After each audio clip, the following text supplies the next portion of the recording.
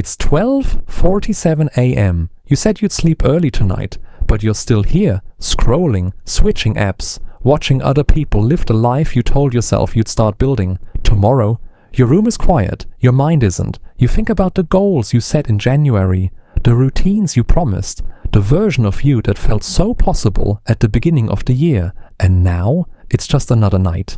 Another, I'll start next week. Another small deal you make with comfort. You're not lazy. You're tired of starting over. Tired of feeling behind. Tired of knowing you're capable of more and doing less. Every night feels harmless. Just one more episode, one more scroll, one more delay.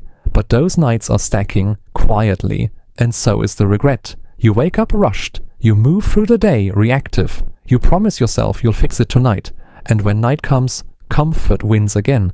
Not because you're weak, but because comfort is patient, distraction is designed, routine is automatic.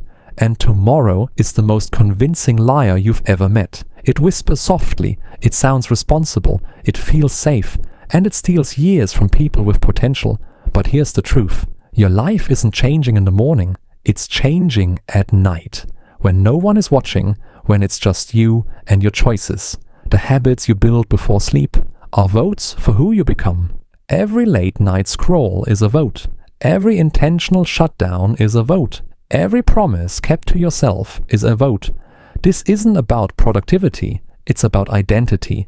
The disciplined version of you doesn't hate fun. He just respects his future. He closes the day on purpose. He chooses silence over noise, reflection over reaction, preparation over panic. He doesn't need motivation, he needs alignment, because discipline isn't restriction, it's control, it's self-respect, it's power, it's freedom from the chaos that used to run him. 7 small shifts at night can build a different man by morning, not instantly, not dramatically, but permanently. The question isn't whether you know what to do, you do. The question is, when the clock hits 12:47 tonight, who wins, comfort or you?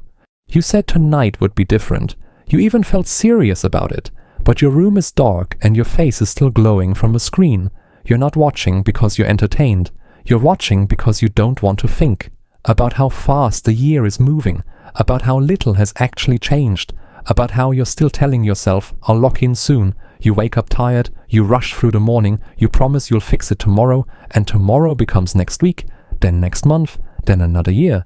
You're not lazy, you're not incapable, you're just stuck in a loop, a quiet one, a comfortable one. Comfort doesn't scream, it whispers, relax. You deserve this. Start fresh on Monday, and you listen, because it feels harmless, but harmless turns into habit. Habit turns into identity, and identity builds a life you never consciously chose. You don't hate discipline, you just associate it with restriction, with pressure, with losing freedom. But look at your nights. Is this freedom? Being controlled by notifications, by impulses, by whatever your mood decides.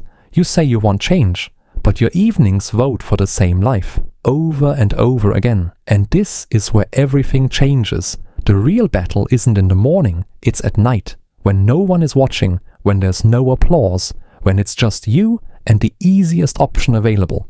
The version of you that wins in 2026 doesn't win because he's more motivated. He wins because he respects himself in the small moments. He closes his day with intention.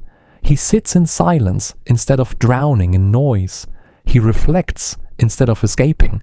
He prepares instead of postponing. He chooses growth over comfort, not dramatically, quietly, consistently.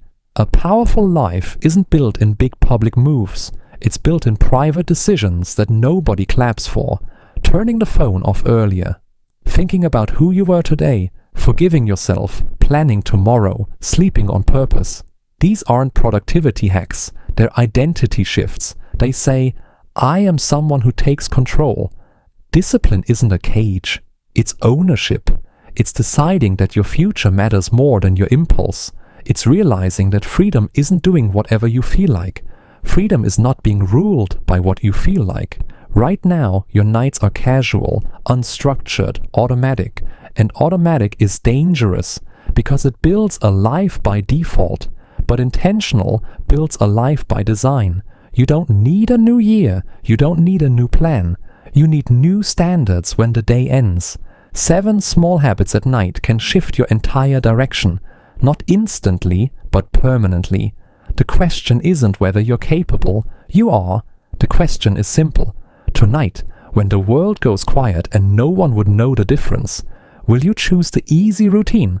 Or will you choose the future you keep talking about? You said tonight would be different. You even felt serious about it. But here you are, eyes heavy, mind racing, still scrolling. Every notification feels urgent. Every video feels necessary. Every message demands attention. And yet, none of it matters. Not really. Because what you're really avoiding is yourself. Your potential. The quiet voice that asks, who do you want to be tomorrow? You tell yourself, I'll start fresh in the morning. But mornings don't create discipline. They only continue the patterns of the night. The small decisions you make when the world is asleep are